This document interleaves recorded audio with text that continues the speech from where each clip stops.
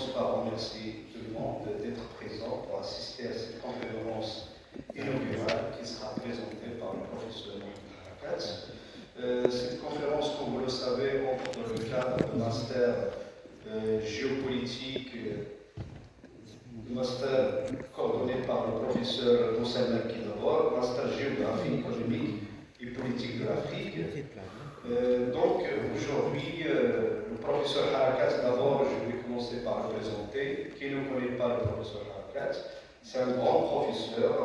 Il a toujours été notre lumière dans notre parcours de recherche, dans le parcours des enseignements et ainsi de suite. Le professeur Mohamed Harakat est un économiste. Il a à son actif plusieurs ouvrages autour de l'Afrique, autour de la gouvernance. C'est un auteur qui a joué un rôle important dans l'introduction, j'ai envie de dire, du concept de gouvernance au Maroc dans les années 2000. C'est parmi les spécialistes, les grands spécialistes de la gouvernance et de la stratégie au Maroc. Le professeur Harakat, comme j'étais en train de le dire, a à son actif plusieurs ouvrages. J'ai envie de dire, entre les ouvrages et les articles, j'ai recensé pas mal de 100 articles et ouvrages. Donc, il a apporté énormément à la recherche, il a apporté énormément aux étudiants, aux doctorants et aux enseignants que nous sommes également.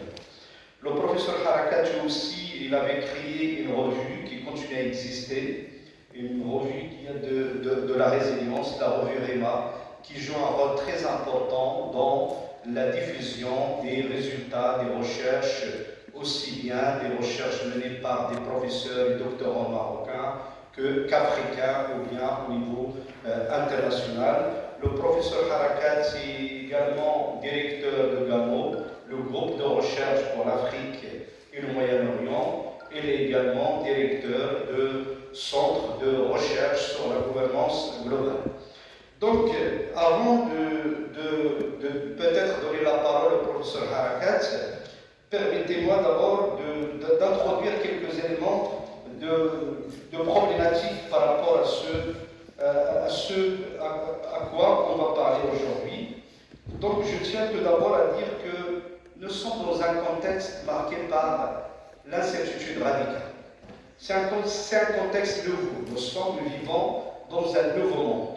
Ce nouveau monde est marqué tout d'abord au niveau international par une espèce de fragmentation géoéconomique au niveau mondial. Ça, c'est le premier élément. On aimerait bien savoir à quoi renvoie cette fragmentation géoéconomique mondiale.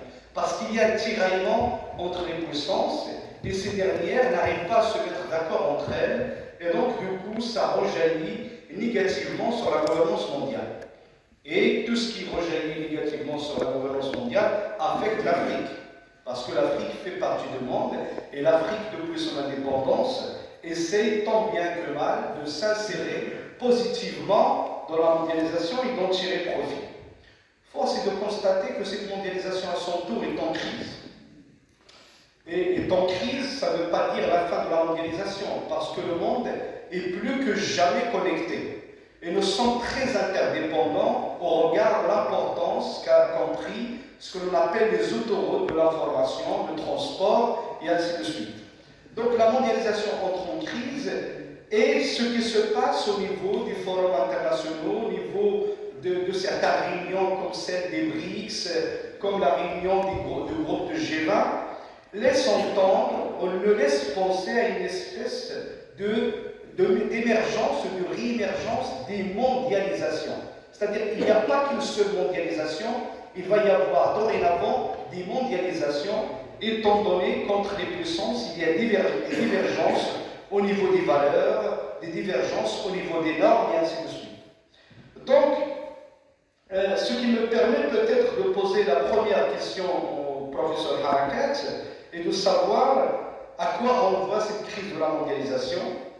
La deuxième question peut-être parce que dans ce monde nouveau, marqué par des transformations radicales, par des reconfigurations nouvelles, on assiste à l'émergence de ce qu'on appelle le Sud global. Donc, à quoi renvoie cette terminologie de Sud global? C'est comme le concept de gouvernance quand elle venait de faire son apparition. C'est un concept galvaudé, c'est un concept, ce qu'on appelle un mot valise. Un mot qui se prêtait à plusieurs usages. Donc on aimerait bien, est-ce que ce sud global, comment peut-on le définir? Est-ce que le concept de sud global serait de nature à remplacer celui de l'économie de développement? Est-ce que ça veut dire que plus dorénavant, plutôt que de qualifier un pays dans voie de développement, on va le qualifier d'un pays appartenant au sud global, et ainsi de suite?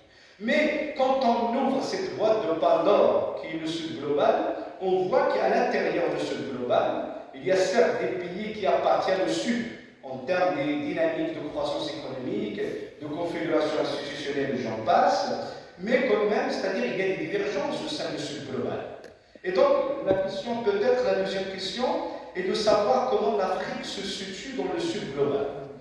Troisième élément, on voit que dans cette tendance au tiraillement entre les puissances, on a l'impression que les unes et les autres, je parle des puissances, que ce soit les puissances classiques ou les nouvelles puissances, elles semblent orienter l'Afrique vers le choix, c'est-à-dire choisir, se ranger de tel ou tel côté, alors que peut-être à notre humble avis, l'Afrique n'a pas choisi. L'Afrique doit cultiver sa neutralité, c'est-à-dire il faut qu'elle reste neutre. J'aimerais savoir ce que le professeur Harakat en pense. Et finalement, la dernière question, c'est par rapport à ce concept de gouvernance qui a voyagé, qui a immigré le champ de l'entreprise pour aller vers d'autres champs, à l'instar de celui de l'État, celui des territoires et ainsi de suite. Est-ce que ce concept reste encore pertinent pour nous permettre d'appréhender les réalités que je suis en train de décrire? La toute dernière question, professeur Harakat, c'est que c'est par rapport aux sciences sociales. Le monde est mouvant, le monde est marqué par l'incertitude radicale, les références classiques sont brouillées en quelque sorte. On ne peut pas continuer à faire comme si de rien n'était, c'est-à-dire analyser le nouveau et analyser l'imprévu, ce qui se passe actuellement, analyser ce que certains auteurs appellent ces signes noirs, c'est-à-dire des événements inédits auxquels on n'a pas l'habitude, auxquels le système de gouvernance n'avait pas l'habitude. On ne peut pas continuer à faire comme si de rien n'était et se contenter de les analyser avec des outils classiques.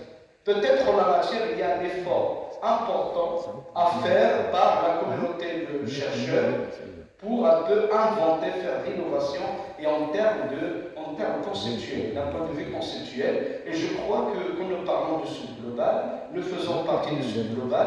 Il y a des dynamiques nouvelles qui émergent du sud global. Et je crois cette fois-ci, à notre humble sens, vous nous diriez ce que vous en pensez, professeur Harakat, c'est-à-dire le tour du monde global en termes d'innovation théorique et conceptuelle ne serait-il pas arrivé? Donc, merci beaucoup, mais avant de donner la parole au professeur Harakat, je donne la parole à M. Fkak Rachid, un grand cinéaste et écrivain marocain, et ensuite, et juste après, je donnerai la parole au professeur Moussa Laki, coordinateur de Master.